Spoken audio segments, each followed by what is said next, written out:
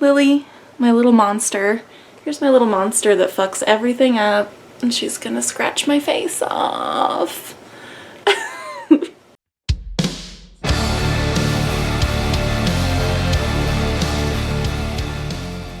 Hey, it's Sue. So today I am finally doing the Invisible Man review that I said I was going to do like months ago, I think. But I am going to be talking about the book as well as the 1993 version of the film and the 2020 version.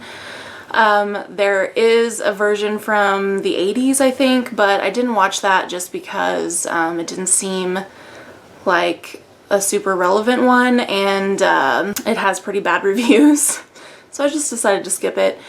But I did want to mention the order in which I consumed these. So I did read the book first. I read this back in April, I believe, and then shortly after that I watched the 1993 version of the movie, and then a few months after that I watched the 2020 version. So I'm going to discuss the book first. So this was written by H.G. Wells, and it was first published in 1897, and it's about a scientist named Jack Griffin who creates this elixir. My cat is doing something weird as usual, but he creates this elixir that turns him invisible, but there are two problems. One is that he does not know how to turn himself back visible, and the other is that this elixir is making him go insane. In the book, at the beginning he's kind of holed up in this little inn, trying to make a reverse elixir to become visible again, and meanwhile, trying not to let anyone know that he is in fact invisible, because then people would be frightened. And then he, basically goes insane and like terrorizes this little town for a bit.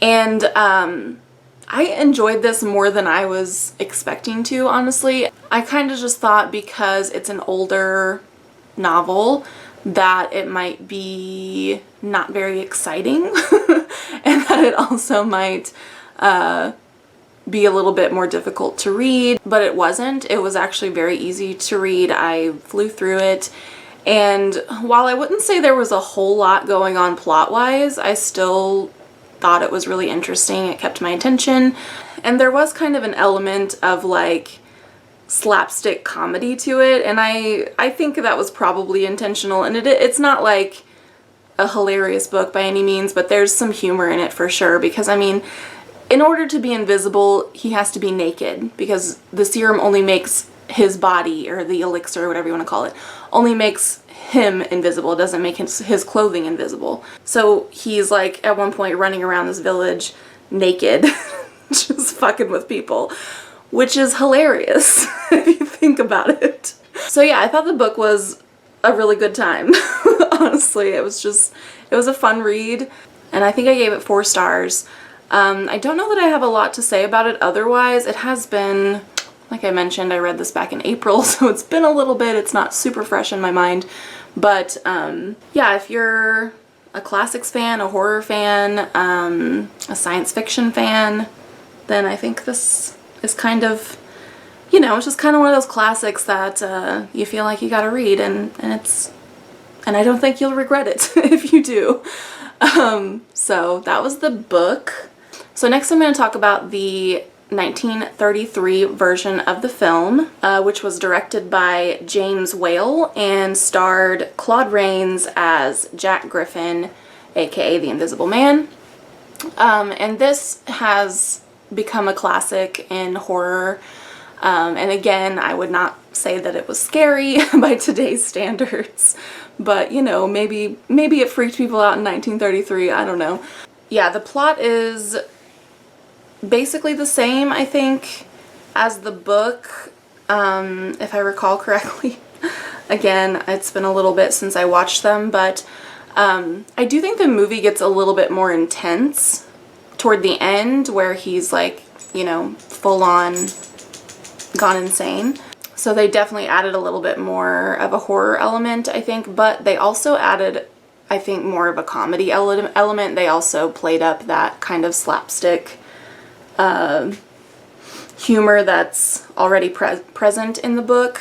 But there's just scenes that, just knowing that he's naked makes it so hilarious. Like at one time he's talking to his like former colleague, and he's like snuck into this guy's house and he's sitting on his chair, and all I could think of the whole time was like, your bare ass.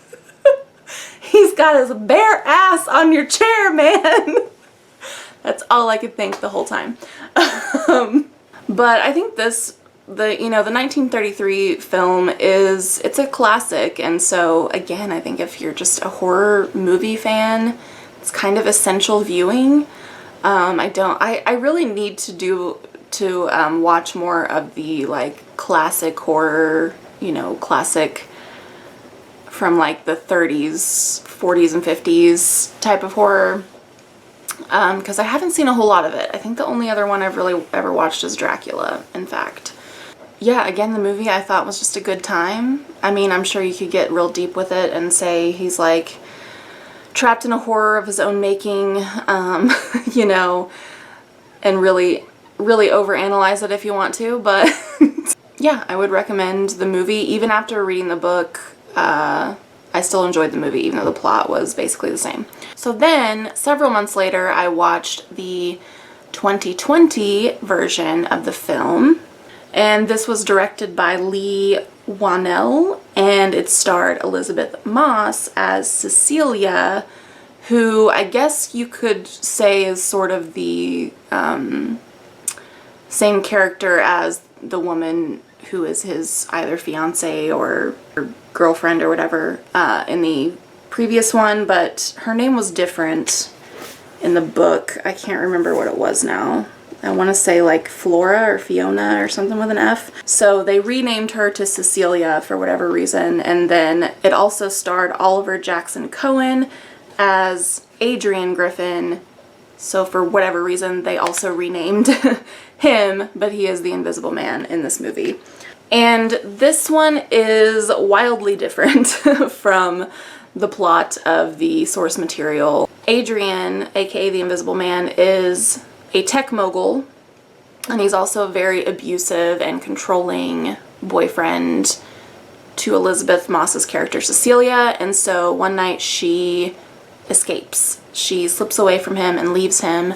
He uses a suit he created that makes him turn invisible. I think it used like something with light, I believe, if I recall correctly. But this suit makes him invisible, and so he basically terrorizes her, and it's like an extreme form of gaslighting because everyone around her thinks she's crazy. Even she questions her own sanity at points, because nobody else can see him. She can't see him. So this one's definitely more intense. I would call it, I guess you could call it horror. I would also maybe call it like psychological thriller, perhaps. So the fact that he's using a suit and so he's actually clothed definitely sort of takes that slapstick, how many times can I say the word slapstick in this video? Let's count. Kind of takes away that humor, but I will say that any scene where two people are in a tussle and one of the parties is invisible always looks kind of silly. So I did find those scenes a little bit, not funny, but just a little silly. Despite the fact that this was so different from the source material, I actually thought that it was really good.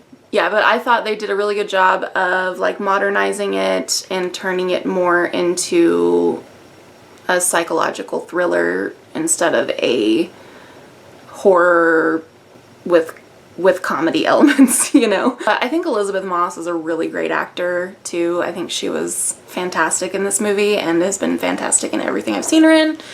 It's just a shame that she's a Scientologist. That's a bummer.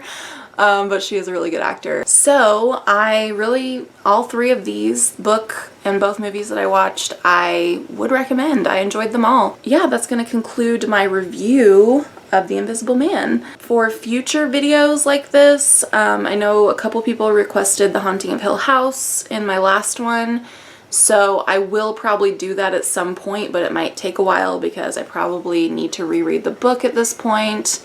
Plus there's 2 movie adaptations, plus there's the series on Netflix, which I have already watched, but it's been a year since I watched that probably, and so I might need to rewatch that as well, although I don't know if I can handle it emotionally because that series destroyed me.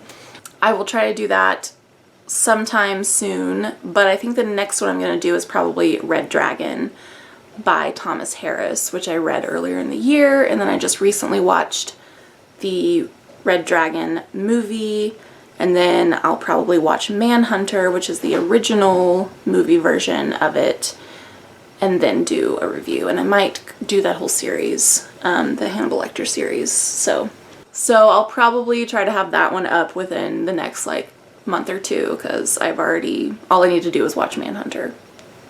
But I'm notoriously bad at watching movies. I just don't do it. Anyway, I hope you guys liked this, and again, if you have any other requests for book to movie in the like horror, sci-fi, that kind of genre, like fun ones. Horror's fun, right? Then let me know if you would like me to do those down below. So, thanks for watching, and I'll see you guys next time. Bye!